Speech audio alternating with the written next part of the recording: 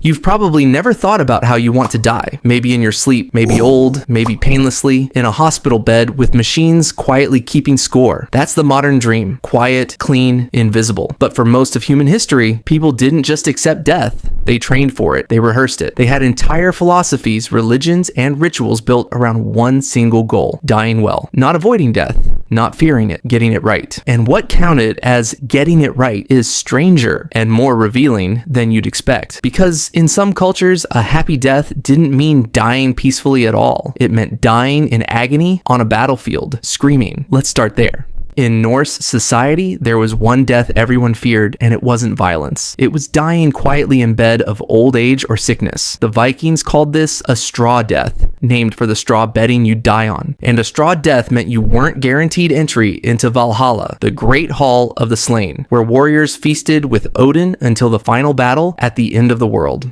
Historian H.R. Ellis Davidson, who spent decades studying Norse religion, documented how only those who died in combat were believed to be chosen by the Valkyries and carried to that hall. Everyone else went to hell, a much colder, dimmer afterlife, not a punishment exactly, just ordinary, forgettable. So, for a Viking warrior, the happy death wasn't the safe one. It was the violent one. Some elderly Norse warriors, when they felt death from illness approaching, would deliberately provoke a fight or throw themselves onto a spear rather than die what they considered the wrong way. Dying safely wasn't peace, it was failure. Here's the surprising part. Half a world away, in Aztec civilization, the exact same logic showed up, built from completely different beliefs. The Aztecs believed your afterlife destination depended almost entirely on how you died, not how you lived. Historian Miguel Leon Portilla, who translated and studied Aztec cosmology extensively, described how warriors who died in battle, and remarkably, women who died in childbirth, were believed to join the sun on its journey across the sky, one of the most honored afterlives available. Meanwhile, someone who died of old age or ordinary illness went to Mixlin, the underworld, a difficult 4-year journey through darkness before finding rest. And sacrificial victims, the men and women chosen for ritual sacrifice, were believed to go straight to paradise, their death treated as an honor rather than a horror. To modern ears, this sounds unthinkable, but inside that belief system, dying on the sacrificial stone wasn't a tragedy. It was, by their own definition, a happy death. Now contrast that with Rome, where a happy death didn't come from how violently you died at all. It came from how you faced it. Roman Stoic philosophy built an entire framework around this idea called bona mors, the good death. And the clearest example is Socrates, whose death,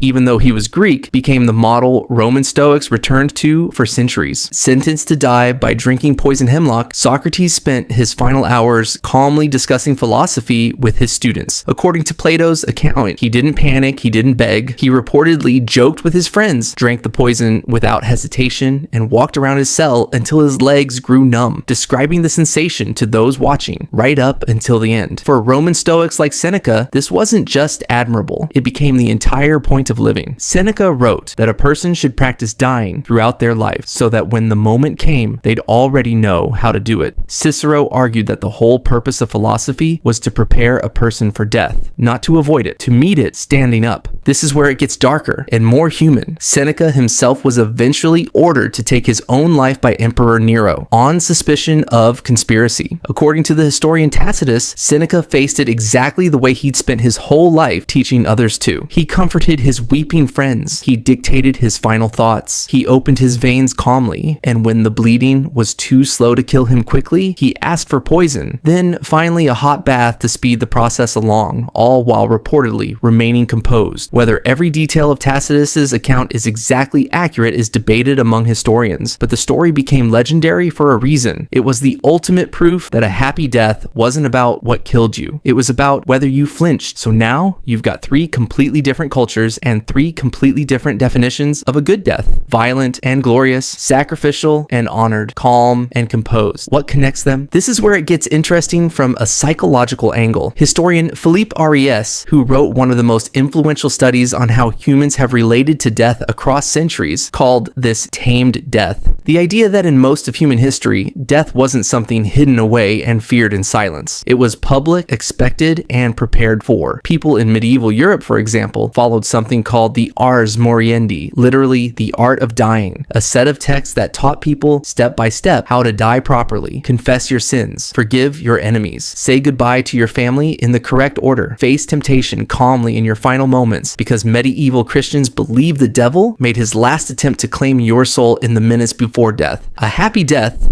in this framework wasn't about the disease or the pain. It was about whether you pass that final test with dignity. And here's the part that connects everything. Arius argued that what changed over the following centuries wasn't death itself. It was our relationship to it. Death used to happen in the home, surrounded by family, openly discussed, actively prepared for. Now, for most of us, it happens behind hospital curtains, rarely spoken about until it's forced on us. We didn't get better at dying. We just stopped practicing. Which brings us back to the Egyptians, who arguably prepared more obsessively for death than any culture in history. Egyptologist Jan Assmann, who spent his career studying Egyptian beliefs about mortality, described how ancient Egyptians didn't see death as an ending at all, but as a transition that required serious preparation. The entire purpose of mummification, the Book of the Dead, the elaborate tombs, wasn't fear. It was logistics. You needed your body preserved so your spirit had somewhere to return. You needed spells memorized so you could navigate the underworld correctly. You needed your heart to weigh lighter than a feather when it was placed on the scales before the god Osiris, or it would be devoured and you'd cease to exist entirely. A happy death for an Egyptian meant you'd done your homework. You'd lived a life balanced enough and prepared thoroughly enough to pass the test on the other side. So what does all of this actually tell us? Every single one of these cultures agreed on one thing, even though they disagreed on almost everything else. A happy death wasn't random. It wasn't just